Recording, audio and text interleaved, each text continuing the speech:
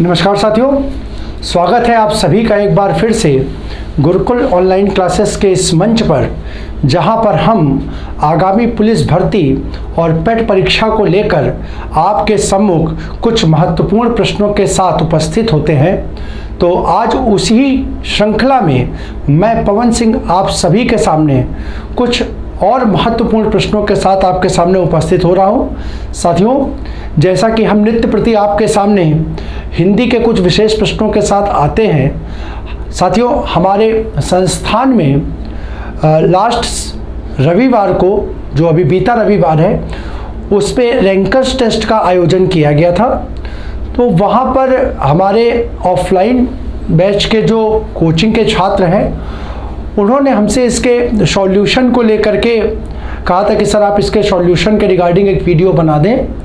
तो ये हमें भी थोड़ा उचित ही लगा, क्योंकि हमारे ऑनलाइन के जो व्यूवर्स हैं वो संभवतः मन में कुछ दुविधा के साथ हो कि पता नहीं ऑनलाइन पे कंटेंट जो है वो हम लोगों को कैसा मिल रहा है और कोचिंग में कंटेंट कैसा होता है।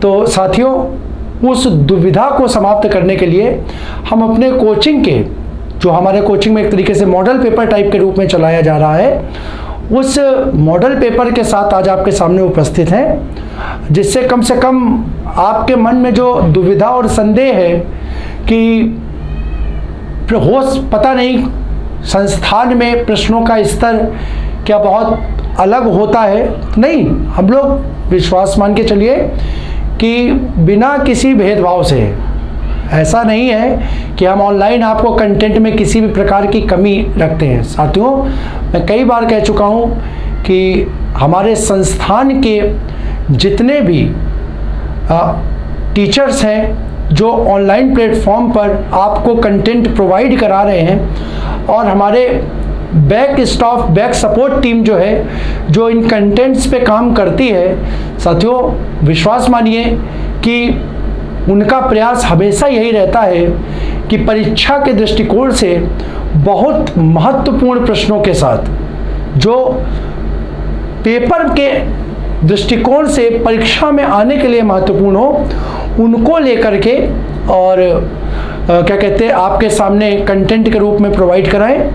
तो साथियों, उसी उद्देश्य से और सारे के सारे टीचर पूरे के पूरे मनोयोग के साथ, पूरे की पूरी समर्पण की भावना के साथ आपके सामने उन चीज़ों को एक्सप्लेन करते हैं, उनकी व्याख्या करते हैं। तो साथियों, आज उसी कड़ी में हम अपने रैंकर्स टेस्ट, जो कि चौथा टेस्ट था, उस टेस्ट के प्रश्नों के साथ, हिंदी के प्रश्नों के साथ आपके सामने उपस्थित हो रहे हैं। साथियों, 40 प्रश्न का ये हमारा एक तरीके से पूरा यूपी पुलिस का जो 160 क्वेश्चन का पेपर होता है, वो पूरा पेपर ही था, और उस पेपर को क्या कहते हैं, हिंदी के क्वेश्चन के साथ हम लोग यहाँ पर आज उपस्थित हो रहे हैं। तो देखते हैं जितने संभव हो पाएंगे, नहीं होंगे तो 2 टर्म में इसको हम लोग पूर्ण करेंगे। तो आइए साथियों, बिना किसी विलंब के अपने आज के संवाद के कार्यक्रम को प्रारंभ करते हैं और देखते हैं अपनी आज की चर्चा का पहला प्रश्न। तो साथियों, पहला प्रश्न देखते हैं क्या है। पहला प्रश्न तत्सम तद्भव का है। निम्नलिखित तत्सम तद्भव शब्दों के युग्म में से कौन सा त्रुटिपूर्ण है? आपने बताना है कि यहाँ पर एक युग्म दिया जिसमें एक तत्सम है और एक तद्भव है। आपको बताना है कौन सा ऐसा युग्म है जो दिए गए तत्सम का उचित तद्भव नहीं है, उचित तद्भव नहीं है। प्रश्न समझ गए होंगे आप लोग। अब विकल्प की ओर देखते हैं। पहला घृत पी, दूसरा पुष्ट ऊंट, तीसरा त्वरित तुरत, और चौथा तिक्त तीता। तो यहाँ पर पहले देखिए इसका आंसर लगा दें। आंसर इसका होगा ऑप्शन फर्स्ट। अब क्यों? तो देखिए घृत का तद्भव जो होता है वो घी नहीं होता, वो साथियों का पी नहीं होता, बल्कि क्या होता है, घी होता है। पी नहीं होता बल्कि क्या होता है, घी होता है। ठीक है, तो याद रखिएगा घृत का तद्भव पद घी होता है। तो यही आंसर आपका गलत हो गया, त्रुटिपूर्ण पूछ गया। अब यहाँ पर एक मार्क कर दूं मैं साथियों, यहाँ पर पेपर में थोड़ा सा टाइपिंग को लेकर के मिस्टेक हुआ था, और वहाँ पर यहाँ पर उष्ट की जगह ये विकल्प इस प्रकार का बन गया था, उट और ऊंट। देखिए टाइपिंग मिस्टेक थी, टाइपिंग की मिस्टेक थी।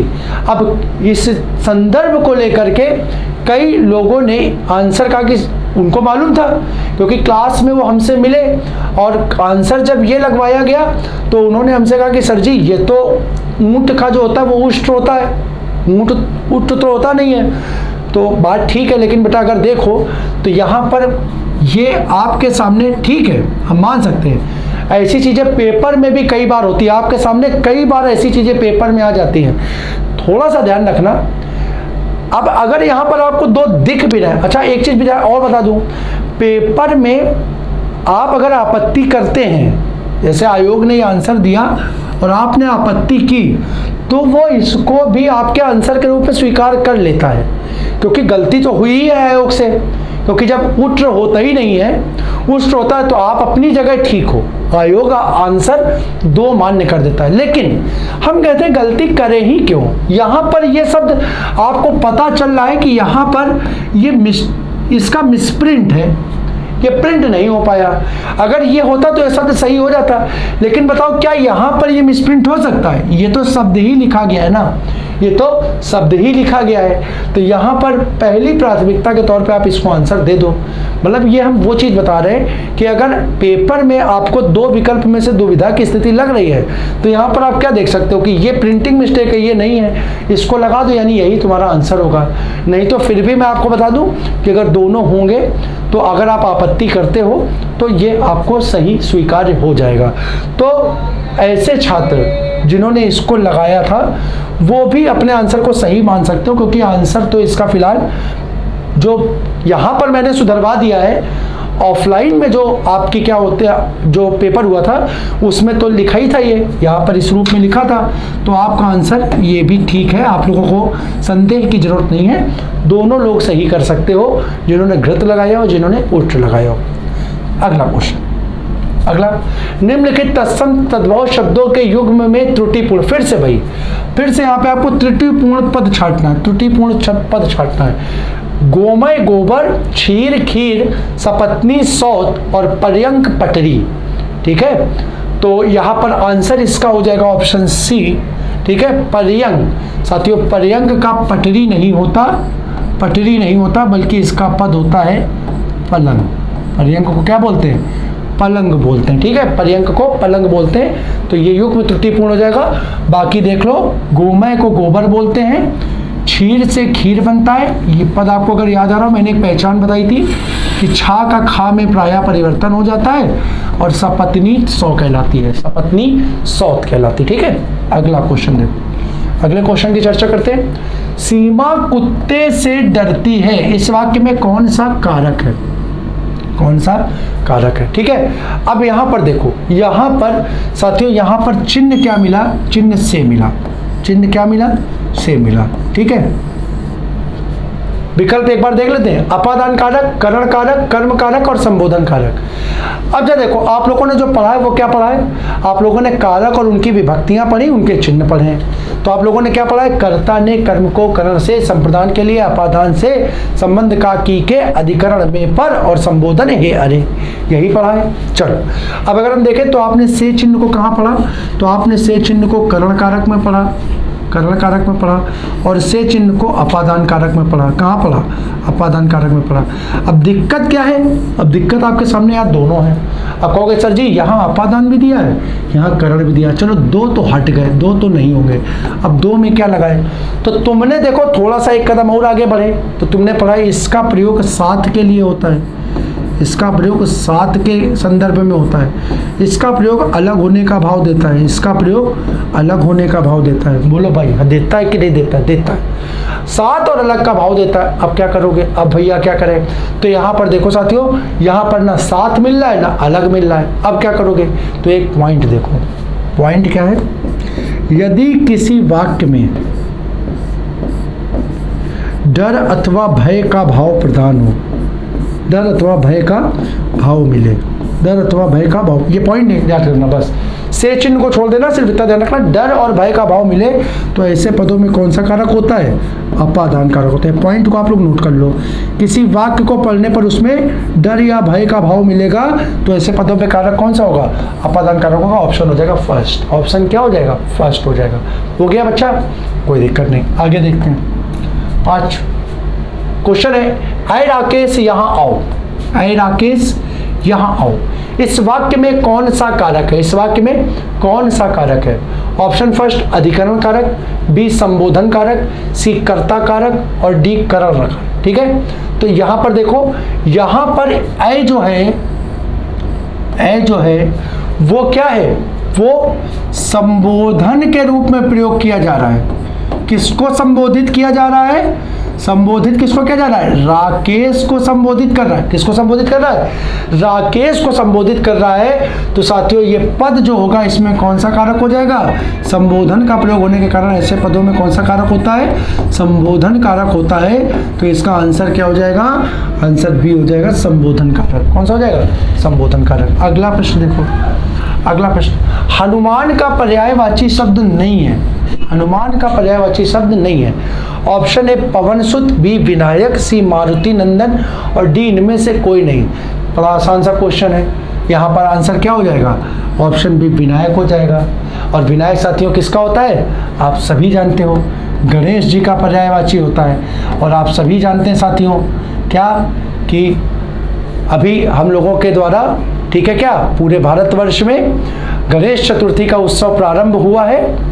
तो हमारे और हमारे संस्थान की ओर से आप सभी को गणेश चतुर्थी की हार्दिक शुभकामनाएं। और हम प्रार्थना करते हैं भगवान गणेश से कि आप लोगों का जो जीवन है वो क्या करते हैं, वो सुख से भर दें, विघ्नहर्ता हैं, विघ्न हरण हैं, मंगलकरण है। ठीक है, तो ये आपके जीवन में मंगल ही मंगल करें, अमंगल को दूर करें और आपके जीवन से विघ्नों का सदा के लिए नाश कर दें। ठीक है, ऐसी प्रार्थना हम ईश्वर से आप सभी के लिए करते हैं। तो विनायक जो है वो गणेश का क्या पर्यायवाची हो जाएगा।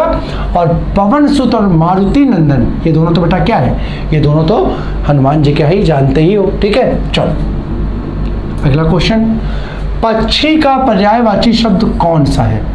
ऑप्शन ए शार्दूल, बी उड़क, सी विहग और डी वृंद। तो साथियों ध्यान रखो, पक्षी को बोलते हैं विहग। क्या बोलते हैं, विहग बोलते हैं। अब अगर बाकी विकल्प को देखो तो बेटा शार्दूल किसका होता है, शार्दूल शेर का होता है, शार्दूल किसका होता है, शेर का होता है। उड़क बेटा किसको बोलते हैं, उड़क हम सर्प को बोलते हैं। ठीक है, सर्प को बोलते हैं। सामान्यतः हम इसका प्रयोग सर्प के रूप में करते हैं, पर्यायवाची के रूप में। ठीक है, वृंद का प्रयोग भीड़ अथवा समूह अथवा लोग के लिए करते हैं, भीड़ समूह अथवा लोग के लिए करते हैं। पक्का, चलो ये मैंने विकल्प बता दिए। अब यहाँ पर एक पद को देख लो बेटा, उड़क, ये शब्द बहुत इंपॉर्टेंट है। पर्यायवाची तो इस सर्व का हो जाएगा, लेकिन साथियों अनेकार्थी पद के रूप में बहुत ज़्यादा प्रयोग होता है। उड़क का मतलब क्या होता है, ये देख लो। उड़क का मतलब होता है ऊर्धन गा, गा प्रत्यय के रूप में यहाँ लगा तो इसका मतलब हो गया गमन करने वाला। प्रत्यय के रूप में लगा तो इसका अर्थ क्या हुआ, गमन करने वाला। और यहाँ मूल पद के रूप में क्या है बेटा, उर है। उर का मतलब होता है छाती। वाक्यांश के रूप में आपके सामने एक पद बनता है कि छाती के बल गमन करने वाला, छाती के बल चलने वाला या गमन करने वाला क्या कहलाता है, गमन करने वाला क्या कहलाता है साथियों, उसको हम बोलते हैं उरग। क्या बोलते हैं, उरग बोलते हैं। पक्का ये ध्यान रखना, ये वाक्यांश में भी आपसे पूछ सकता है कि जो छाती के बल चले या गमन करे उसको हम किस नाम से जानते हैं, उसको हम उरग के नाम से जानते हैं। किसके नाम से जानते हैं, उरग के नाम से जानते हैं। और यहाँ पर अगर छाती के बल देखो तो क्या बेटा सिर्फ सांप चलता है, नहीं, बहुत सी, सांप हो गया, कनखजूरा हो गया, बावन बीछी हो गई, मगरमच्छ हो गया, घड़ियाल हो गया, ये सब क्या छाती के बल ही तो चलते, रेंग। कुल मिला करके अगर हम बात करें विस्तृत अर्थ में तो ये हो जाएगा सरीसृप प्रजाति, जिसको अंग्रेजी में हम लोग बोलते हैं रेप्टाइल। बोलते हैं कि नहीं बोलते हैं? रेप्टाइल। तो सरीसृप प्रजाति के जितने भी क्या होंगे, जंतु होंगे, जीव होंगे, वो सारे क्या होंगे, वो सारे के सारे बेटा उड़क हो जाएंगे। देखो सामान्य अर्थ में ये सर्प बन जाएगा, लेकिन विस्तृत व्याख्या जब देखी जाएगी तो ये क्या होगा, सरीसृप वर्ग के सभी समस्त जीव जंतु इसमें आएंगे, उनको हम उड़क के नाम से जानेंगे। तो अनेकार्थी में पूछे ना कभी कि इसमें से उड़क का अर्थ कौन सा नहीं है, तो बस उसको ध्यान रखना, जो रेप्टाइल्स या सरीसृप नहीं है, जो रेप्टाइल्स होगा वो सब का सब उड़क हो जाएगा। आगे बढ़ते हैं, आगे देखो अगला क्वेश्चन कह रहा है तनय सुत आत्मज विकल्पों में से सही शब्द को चुनना है, सही पर्यायवाची शब्द को चुनना है। ऑप्शन ए पुत्र, बी पुत्री, भाई और डी पिता। तो तनय सुत और आत्मज जो होता है बेटा वो ए पुत्र का होता है। किसका होता है? पुत्र का होता है। और यहीं पर देख लो बेटा, अगर इसी में मैं तनय सुत आत्मज में क्या करूं, इन सब में मैं बेटा आ प्रत्यय को जोड़ दूं। क्या करूं? आ प्रत्यय को जोड़ दूं तो बेटा ये किसका बन जाएगा, ये सारे के सारे जो है, जैसे हम बोले यहाँ पे क्या बना, तो ये बना तनया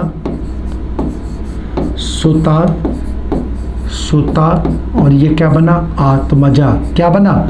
आत्मजा। तो बेटा ये सारे के सारे ना जो हैं वो किसके हो जाएंगे, पुत्री के पर्यायवाची हो जाएंगे। किसके हो जाएंगे? पुत्री के पर्यायवाची हो जाएंगे। ध्यान रखना।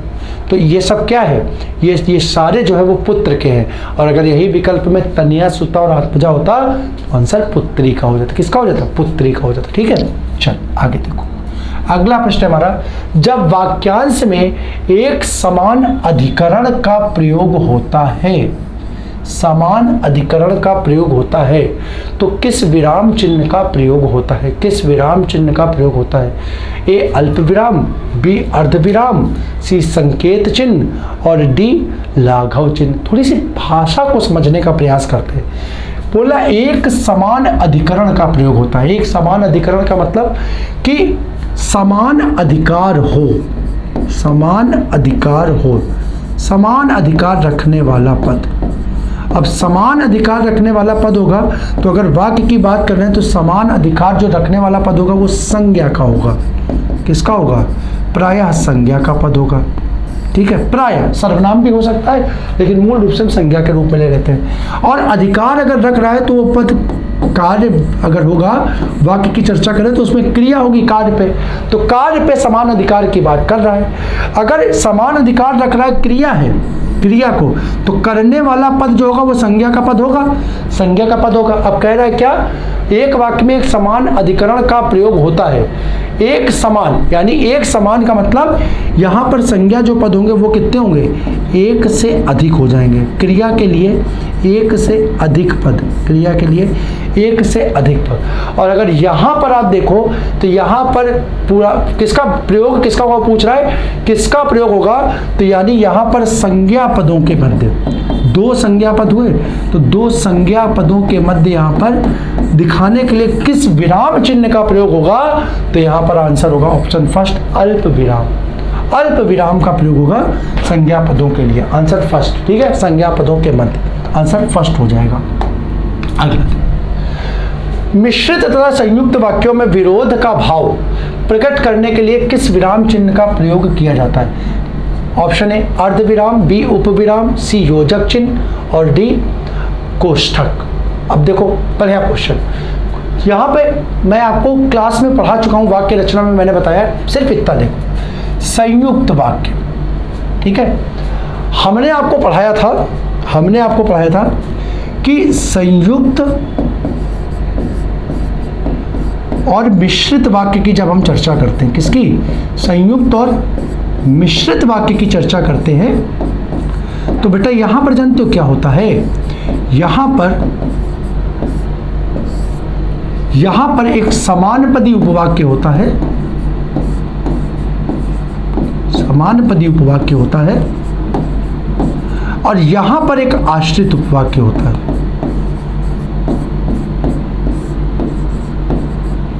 ठीक है, और बेटा इन दोनों की पहचान जो होती है, ध्यान से रखना, इन दोनों की पहचान जो होती है वो कैसे होती है? इनका प्रारंभ योजक से होता है। इनका प्रारंभ योजक से होता है। प्रारंभ योजक से। कई बार क्या होता है ना मेरे बच्चों, कई बार क्या होता है कि योजक का प्रयोग वाक्य में नहीं होता है, योजक का प्रयोग नहीं होता। अब ऐसी कंडीशन में अगर योजक का प्रयोग नहीं हुआ है तो योजक की जगह विराम चिन्ह के रूप में वो कह रहा है किसका प्रयोग करेंगे? विराम चिन्ह के रूप में किसका प्रयोग करेंगे? अर्धविराम, उपविराम, योजक चिन्ह और कोष्ठक। ठीक है, ध्यान रखना, संयुक्त वाक्यों में मैंने लिखाया है जब एक से अधिक उपवाक्यों को सामान्य रूप से अर्धविराम का प्रयोग करके जोड़ दिया जाता है, अर्धविराम का प्रयोग करके जोड़ दिया जाता है, वहां बेटा कौन सा वाक्य हो जाता है? संयुक्त वाक्य हो जाता है। संयुक्त वाक्य हो जाता है, यानी संयुक्त वाक्य में आप योजक चिन्ह, विरोध का भाव प्रकट करने के लिए विराम चिन्ह की जगह किसका प्रयोग करेंगे? ऑप्शन फर्स्ट, अर्धविराम का प्रयोग करेंगे। किसका प्रयोग करेंगे? अर्धविराम का प्रयोग करेंगे। अगला देखो, दुष्कर में कौन सा उपसर्ग है?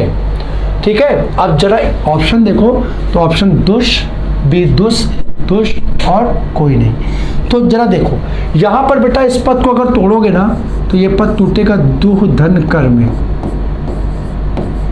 मेरे कई बच्चों ने कहा सर इसका आंसर ये क्यों नहीं है?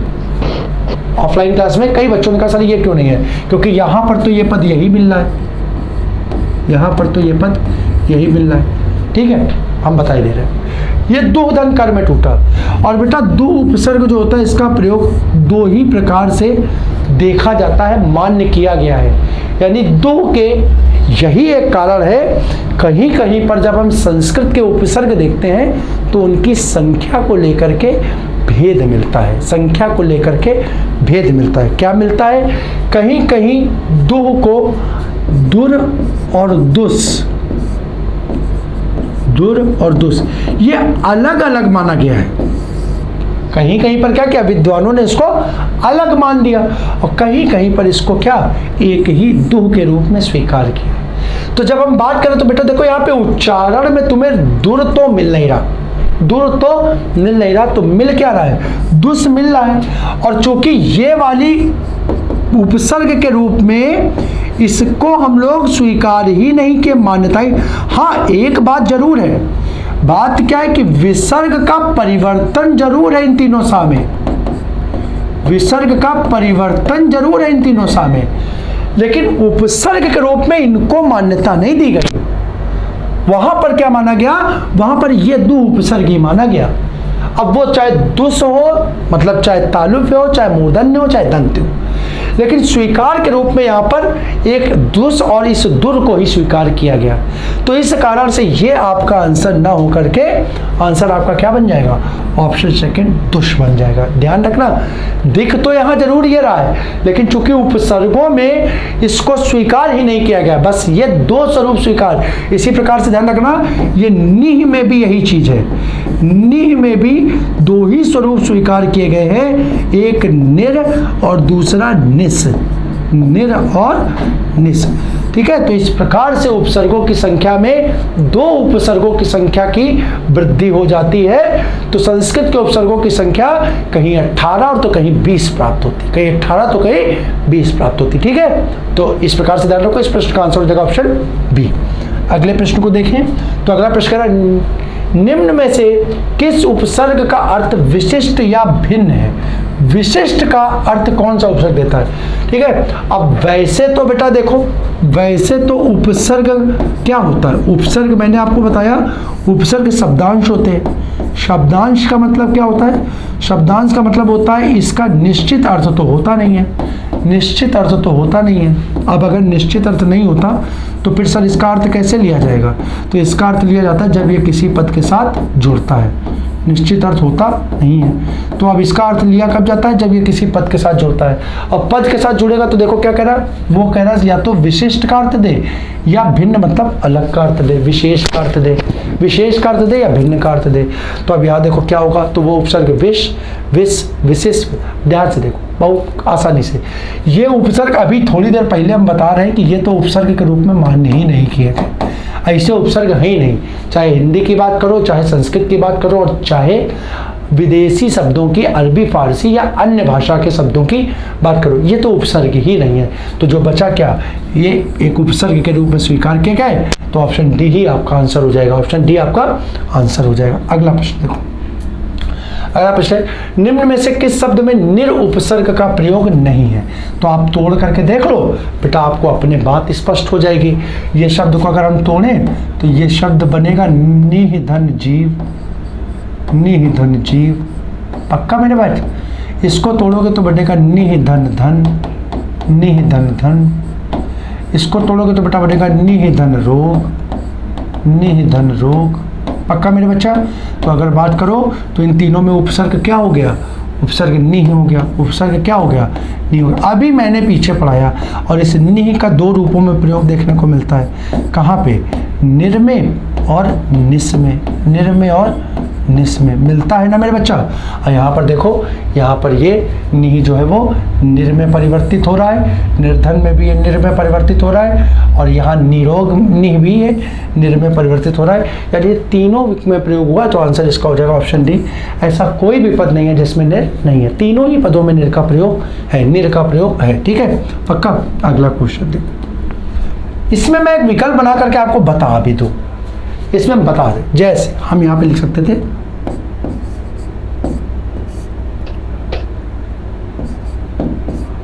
अब अगर ये लिख देते ना मेरे बच्चा निस्तीर्ण, ठीक है, तो हम इसको तोड़ते हैं तो बेटा ये बनता निहदंतीर्ण बन जाता है मेरे बच्चा, निहदंतीर्ण। और अगर ये पद मिलता ना, तो अब यहाँ पर नि उपसर्ग में निर ना होता, निर ना होता, अब क्या मिलता बेटा, ये निस मिलता। अगर ऐसा पद होता ना तो ये तुम्हारे सामने आंसर हो जाता, ये आंसर हो जाता, क्योंकि नि किस में बदला, निस में बदला, लेकिन चूंकि है ही नहीं तो आंसर कोई डी नहीं होगा। अब ध्यान रखना, यहाँ पर अगर नि जो है वो निस में आ जाए, जैसे मैंने यहाँ लिख दिया, तो इसका वो आंसर बन जाता, इसका वो आंसर बन जाता, पक्का मेरे बच्चा। आगे देखो 14, चौपाई में कौन सा उपसर्ग प्रयोग किया गया, चौपाई में कौन सा उपसर्ग प्रयोग किया है। तो यहाँ पर देख लो बेटा, इसको यहाँ पर लिखा चौधन पाई, और चौ शब्द जो है वो चार का निरूपण है, और ये प्रयोग जो है वो किसका, हिंदी भाषा का है, किसका है, हिंदी भाषा का है। तो ये उपसर्ग किस भाषा का हो जाएगा, हिंदी भाषा का। और विकल्प ये देखो बेटा, यहाँ पे पहले ही दिया हुआ है, हिंदी उपसर्ग किसका है, हिंदी भाषा का उपसर्ग हो जाएगा, ठीक है। इसी को अगर कहो सर जी संस्कृत का ही नहीं लगाए, तो बेटा ध्यान रखो, चौपाई को ही संस्कृत में चतुष्पद बोलते हैं। अब यहाँ पर देख लो बेटा, अगर इसको तोड़ोगे तो चतुर्धन पद हो गया, और ये चतुर्पद अगर देखो ना मेरे बच्चा, तो यहाँ पर ये संस्कृत का पद हो जाएगा। तो अगर संस्कृत पूछता ना तो बेटा चतुष्पद का देता, चतुष्पद का देता, लेकिन तुमसे चतुष्पद का परिवर्तन, ये बेटा क्या है, ऐसे याद कर लो, ये तत्सम है, और चतुष्पद का ही तद्भव क्या होता है, चौपाई या चौपाया, इसी को कहीं कहीं चौपाया भी बोल देते हैं, चौपाया चौपाया, ठीक है पक्का। तो इसको चतुष्पदी कर सकते, चौपाई को चतुष्पदी कर सकते हैं, चौपाया चतुष्पद हो जाएगा, ठीक है। चलो अगला क्वेश्चन देखते हैं, निम्नलिखित में से कौन सा वाक्य शुद्ध है। शुद्ध वाक्य बहुत पेपर में आ रहे हैं, तो उसकी चर्चा करते हैं। तुम्हारे से कोई काम नहीं हो सकता, पढ़ के ही देख लो तो थोड़ा सा स्पष्ट हो जाएगा। हम बोलते हैं तुम क्षेत्रीय भाषाओं की देखो बात अलग है, व्याकरण की दृष्टि से अगर शुद्ध की बात करें तो हम लोग सामान्य रूप से क्या बोलते हैं, तुमसे कोई काम नहीं हो सकता, तुमसे कोई काम छोड़ो, तुम किसी काम के नहीं हो, तुमसे कुछ नहीं होगा, यानी तुम्हारा शब्द नहीं बोलते, ये गलत हो गया। नेताजी की मृत्यु क्षोभजनक है। बेटा एक चीज ध्यान रखना, क्षोभ का मतलब पछतावा होता है। तो बताओ नेताजी की मृत्यु होने पर कोई पछतावा हुआ क्या, नहीं बेटा, नेताजी की मृत्यु होने पर तो दुख होता है, पछतावा थोड़ी होता है, क्या होता है, दुख होता है। तो यानी ये पद जो है ये पद अशुभ हो गया, ये पद क्या हो गया, यानी क्षोभजनक नहीं होगी, क्षोभजनक नहीं होगी। अगला देखो, फलों का विक्रेता मुझे प्रतिदिन फल दे जाता है। कुछ दिख रहा है? नहीं, बोलते भी हम लोग ऐसे ही हैं, फलों का विक्रेता मुझे प्रतिदिन फल दे जाता है। ठीक है, एक बार हम देख लेते हैं कि चौथा अगर क्या है। अगर चौथे में कोई गलती मिलती है ठीक है, नहीं तो हम इसी पद को लेकर के आगे बढ़ेंगे, क्योंकि इसमें ऐसी कुछ पढ़ने में दिक्कत आ नहीं रही है। दिन भर वह कड़े परिश्रम बन गया। दिन भर वह कड़े परिश्रम नहीं करता, दिन भर वह कड़ा परिश्रम करता है। देखो ये गड़बड़ आ गया ना, ये गड़बड़ आ गया। यहाँ होने से दिन भर वह कड़ा परिश्रम करता है। 3 वाक्य हमें मिल गए, 3 वाक्य गलत हो गए तो आंसर आपका हो गया 3rd। ठीक है, फलों का विक्रेता मुझे प्रतिदिन फल दे जाता है। वाक्य किसी प्रकार की, किसी भी बिना किसी दुविधा के इसको आंसर लगाओ। अगला देखो, अगला प्रश्न 16वां, निम्नलिखित में से कौन सा वाक्य फिर से वाक्य शुद्धि का प्रश्न। तुम्हारे माता पिता क्या काम करते हैं? ठीक है, चल, तुम्हारे माता पिता क्या काम करते हैं? कुछ लग रहा है? नहीं, ठीक लग रहा है। अशुद्ध पूछ रहा है, ध्यान रखना, अशुद्ध लग, इसमें तो हमें कुछ दिखाई नहीं दे रहा। हम आपसे पूछते ही हमेशा तुम्हारे माता पिता क्या करते हैं। ठीक है, अब कहोगे सर जी आपके नहीं हो सकता। अरे ठीक है, कोई आदेश के भाव से पूछेगा तो तुम्हारे पूछेगा। मेरा कहने का मतलब कोई बड़ा छोटे से पूछेगा तो वो तुम्हारे ही शब्द तो प्रयोग करेगा। जैसे हम क्लास में रहते हैं और बच्चों से पूछते हैं तो अक्सर पूछ देते हैं बताओ तुम्हारे पापा क्या करते हैं, तो अब वो थोड़ी कहेगा सर जी आपके बोलो। नहीं, वो हमसे छोटा है, हमारा शिष्य है, हम उसको आदेशित कर सकते हैं, मेरा अधिकार है उस पर, तो हम उसको तुम्हारे बोल सकते हैं। लेकिन क्या वो हमें बोल सकता है तुम्हारे पापा क्या करते हैं सर जी? नहीं, वो आपके बोलेगा। तो ये शब्द भी ठीक है, यहाँ ये गड़बड़ नहीं है। उसने अपनी बात धीरे से बताई, इस वाक्य में क्या अशुद्धि है? उसने अपनी बात धीरे से बताई। ठीक है, नहीं, ये भी सही है। किसी प्रकार कोई गलती है? नहीं, बिल्कुल एकदम सही है, यानी ये वाक्य सही है, ये वाक्य सही है। आंसर ये नहीं होगा। गर्मियों की एक बात सुनाता हूँ, कुछ दिक्कत है क्या? गर्मियों की एक बात सुनाता हूँ, हाँ बिल्कुल ठीक है। कुछ लोग कहोगे सर जी बताता हूँ, नहीं, सुना भी सकते हैं। ठीक है, सुना भी सकते हैं। गाने वाली कोई बात है तो एक बात सुना दी आपको। ठीक है, वो आपने गाना भी सुना होगा, है रीत जहाँ की प्रीत जहाँ, मैं गीत वहीं के गाता हूँ, भारत का रहने वाला हूँ। अब वो क्या कहता है? भारत की बात बताता थोड़ी है, क्या कहता है? भारत की बात सुनाता हूँ। गाएगा तो सुनाएगा, ठीक है, गाएगा तो सुनाएगा। तुम तुम्हारे घर चले जाओ, तुम तुम्हारे घर कहोगे सर जी सुनने में तो ये भी सही है, लेकिन थोड़ा सा व्याकरण की दृष्टि देखो, तुम के साथ तुम्हारे का प्रयोग नहीं होता। तुम तुम्हारे नहीं बल्कि तुम अपने घर चले जाओ, निजवाचक सर्वनाम के रूप में ये आएगा। निजवाचक के समय कभी भी तुम्हारे का प्रयोग नहीं होता। निजवाचक के सर्वनाम के रूप में हमेशा आप, अपना, स्वयं, खुद, इन शब्दों का प्रयोग होता है। तो यहाँ पर बेटा ये तुम्हारे का पद गलत हो गया, आंसर आपका डी हो गया, आंसर आपका डी हो गया। ठीक है, पक्का देख लो। कभी भी सर्वनाम पद के साथ अगर निजवाचक सर्वनाम का प्रयोग करना है तो कोई भी पद हो उसके साथ अपने या अपना का ही प्रयोग करोगे, अपने या अपना का प्रयोग करोगे। इस चीज को ध्यान रखना। अगला क्वेश्चन 7वां, फिर से एक वाक्य शुद्धि का क्वेश्चन, फिर से एक वाक्य शुद्धि का। प्रत्यक्ष को प्रमाण में आवश्यकता नहीं होती। ठीक, चलो, प्रत्यक्ष को प्रमाण की आवश्यकता नहीं होती। ऑप्शन सी, प्रत्यक्ष को प्रमाण की आवश्यकता नहीं होती। ये क्या है? अच्छा सॉरी, गलबाजी में है। यहाँ पे बी देखो, प्रत्यक्ष के प्रमाण की, और डी लिखा है प्रत्यक्ष को प्रमाण के साथ आवश्यकता नहीं होती। साथियों कोर्स है, ठीक है, संस्कृत में कहा जाता है प्रत्यक्षम किम प्रमाणम, जो आपके सम्मुख है, सामने है, उसे प्रमाण की जरूरत नहीं है। जो है वो स्वयं में प्रमाण है। वो क्या है? स्वयं में प्रमाण है। और अगर स्वयं में प्रमाण है तो उसे क्या, अन्य किसी प्रमाण की जरूरत नहीं है। साथियों उसको आप लोग याद कर लीजिएगा। इसका कोर्स होता है सीधे सीधे, प्रत्यक्ष को प्रमाण की आवश्यकता नहीं होती है। कुछ चीजें जो हैं मैं एक बार थोड़ा सा बता दूं। जैसे यहाँ पर इस पद को देखो, यहाँ पर देखो, यहाँ पर ये देखो, में, की, ठीक है। यहाँ इतनी चीजों को देख लेते हैं जरा बेटा। यहाँ पर देखो तो यहाँ पर ये सिर्फ स्पेशल केस है का, की, के, ठीक है। संबंध कारक के चिन्ह है ये। यहाँ पे मैं बता देता हूँ किसके चिन्ह है, संबंध कारक के चिन्ह है। और संबंध का पद कौन सा है? संबंध प्रमाण को, प्रमाण के लिए।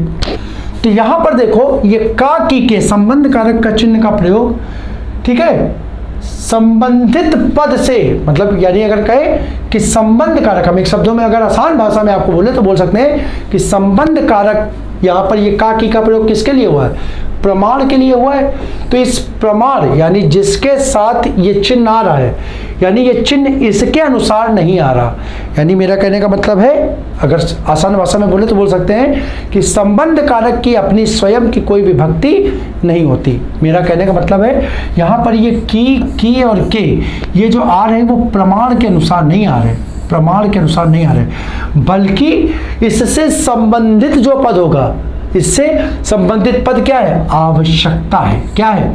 आवश्यकता है, यानी आवश्यकता के अनुरूप प्रयोग होंगे, इसका संबंध प्रदर्शित करना है। और संबंध कारक में मे का प्रयोग नहीं होता, तो मे का आंसर यहां से हटा। और यहां पर देखो आवश्यकता की अगर बात करें तो आवश्यकता को यहां पर आवश्यकता को कौन सा, अगर हम तो आपसे सीधे सीधे पूछे आवश्यकता में कौन सा लिंग है, तो आवश्यकता में बेटा है स्त्रीलिंग है। आवश्यकता होता है कि होती है? हमें किसी भी चीज की आवश्यकता होती है, आवश्यकता होती है, तो आवश्यकता स्त्रीलिंग का पद हो गया पक्का। अगर स्त्रीलिंग का पद है तो उसके साथ संबंध कारक कौन सा आएगा? की आएगा। की आएगा तो यहाँ से के हट गया, यानी देखो ये हटाया, ये हटाया, अब दो बचा। अब दो में देखो तो क्या आवश्यक है? क्या आवश्यक है? तो क्या मिल रहा है? प्रत्यक्ष। क्या? प्रत्यक्ष। प्रत्यक्ष। अब प्रत्यक्ष को देखोगे तो क्या का जो आंसर देता है, मैं आपको कई बार बता चुका हूं, क्या का जो आंसर देता है वो पद किसका होता है? कर्म कारक का होता है। किसका होता है? कर्म कारक होता है। और कर्म कारक का चिन्ह बेटा क्या होता है? को होता है। तो अगर यहां पर देखो तो यहां पर एक जगह को है, एक जगह के है, कर्म कारक का चिन्ह को होता है, तो ये के वाला विकल्प भी आपका देखो हट गया। आंसर आपका सीधे सीधे जो मैंने बताया था वो क्या हो गया? सी हो गया। आपके सामने ये बात पूरी स्पष्ट हो गई, मैंने बता भी दिया क्यों है। ठीक है, कारक विभक्ति चिन्ह यहाँ पे जो वाक्य दिए हैं कारक संबंधी अशुद्धि से संबंधित है, कारक संबंधी अशुद्धि से, उनको मैंने यहाँ पर लिख दिया। अगला प्रश्न देखो, अगला प्रश्न अगर बच्चा देखें, 12 सिंघा शब्द में समास कौन सा है? बहुत बढ़िया पद, ए बहुब्री, बी कर्मधारय, सी द्वंद्व और डी अव्ययी भाव। तुरंत देखो बेटा, आपने देखा पहले पद पे क्या मिला? संख्या मिला पहले पद पे, और हमने आपको पढ़ा रखा है अगर संख्या मिलेगी सिर्फ दो समास, एक या तो द्विगु, दूसरा या तो बहुब्री, एक या तो द्विगु, दूसरा या तो बहुब्री। तुरंत आपने देखा, बताया क्या? इसके लिए सामान्य अर्थ, इसके लिए सामान्य अर्थ, बहुब्री के लिए विशेष अर्थ, बहुब्री के लिए विशेष अर्थ। जैसे ही आपने पद देखा बेटा 12 सिंघा का, हमने आपको बता रखा 12 सिंघा पद कैसा है? योग रूढ़ पद है। और योग रूढ़ पद क्या होता है? जिसका क्या होता है? विशेष अर्थ होता है। जिसका क्या होता है? विशेष अर्थ। और अगर विशेष अर्थ मिला, बिना किसी संकोच के आंख बंद करके आंसर लगाओ, बहुब्री समास, बहुब्री समास आंसर हो जाएगा। ठीक है, अगले क्वेश्चन की ओर बढ़ते हैं। अगला क्वेश्चन 19, कर्मधारय समास का उदाहरण आपने बताना है। कर्मधारय समास का उदाहरण आपने बताना है। ऑप्शन ए गगनचुंबी, बी पाठशाला, सी श्वेतपत्र और डी नीलकंठ। ठीक है, तो साथियों ध्यान रखिएगा, अगर देखो तो मैं पदों को अगर जोड़ूं तो ये बनेगा गगन को चूमने वाली, गगन को चूमने वाली, चूमने वाली। पाठशाला का मतलब बनेगा पढ़ने के लिए शाला, पढ़ने के लिए शाला। श्वेत पत्र का मतलब बनेगा श्वेत है जो पत्र, श्वेत है जो पत्र। और नीलकंठ का बनेगा बेटा नीला है जिसका कंठ, नीला है जिसका कंठ, नीला है जिसका कंठ। तो बेटा देखो, नीला है जिसका कंठ, ये तो विशेष अर्थ दे गया, पर्यायवाची मिल गया किसका? शिव का। तो ये तो क्या हो गया? ये तो बहुब्री हो गया। ये क्या हो गया? बहुब्री हो गया, ये तो हट गया। और यहाँ पर देखो बेटा, यहाँ पर क्या हो रहा है? यहाँ पर बीच में चिन्ह मिल रहा है, को और के लिए। को चिन्ह जो होता है वो किसका होता है? कर्म कारक का होता है। और के लिए जो चिन्ह होता है बेटा वो किसका होता है? किसका होता है? वो होता है संप्रदान कारक का। किसका होता है? संप्रदान कारक का, ठीक है, संप्रदान कारक का। तो यहाँ पर देख लो कारक विभक्ति चिन्ह मिल गए। तो बेटा अगर ये कारक विभक्ति चिन्ह बता चुके हैं हम आपको, आधारित समास क्या कहलाता है? आधारित समास कहलाता है तत्पुरुष समास। क्या कहलाता है? तत्पुरुष समास। तो बेटा दो तो तत्पुरुष क्या हो गए, एक किसका हो गया, एक बहुब्रीहि का हो गया, बचा क्या? इस पत्र की विशेषता है, पत्र की क्या है, ये विशेषता है। और विशेषण विशेष आधारित समास क्या कहलाता है? कर्मधारय समास कहलाता है। आंसर थर्ड, ठीक है। अगला क्वेश्चन देखते हैं। परमानंद में समास है, परमानंद में समास है।